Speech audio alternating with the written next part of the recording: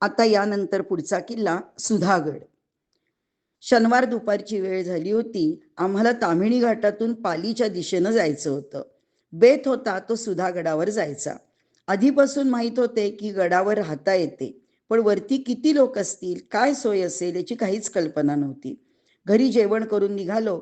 वाटेत आमचा लाडका वडापाव घेतला आणि पुढे निघालो. ताम्हिणी घाट ओलांडून पाच्छापूर आणि मग ठाकूरवाडी गाठायचे होते. शेवटचा गावातला रस्ता सोडल्यास बाकी रस्ता उत्तम आहे.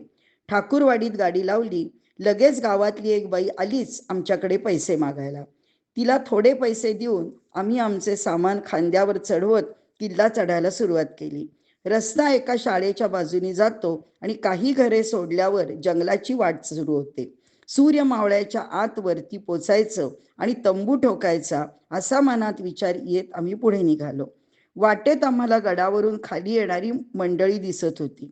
वर जाता जाता दमछाक झाली. बऱ्यापैकी चढ आहे आणि त्यात खांद्यावर 8 किलोचा तंबू होता. अंधार पण झाला होता. आम्ही वरती मंदिरात पोचलो. लगेचच तंबू उघडला आणि विश्रांती घेतली. इतर काही गिर्यारोहक आले आणि पुढे भोराई देवी मंदिरापाशी गेले. आम्ही रात्रीचे जेवण उरकून त्या शांत पठाराकडे आणि आकाशातल्या हजारो तारकांकडे बघत गडावरच्या रात्रीचे स्वागत केले. मध्येच हलक्या वाऱ्याची झुळूक, मध्येच एकदम शांतता, तर कधी रातकिड्यांची किरकिर, अशी निसर्गाची मजा अनुभवत कधी झोप लागली कळलंच नाही. सकाळी तांबडं फुटल्यावर जाग आली. अविस्मरणीय सूर्योदय पाहिला. तंबू गुंडाळून आम्ही किल्ला पाहायला निघालो.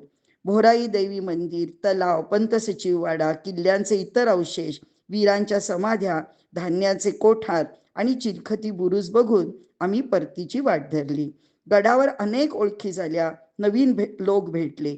गडाच्या नावासारखेच अगदी गोड म्हणजेच सुधा असा अनुभव घेऊन आम्ही पुण्याला परतलो.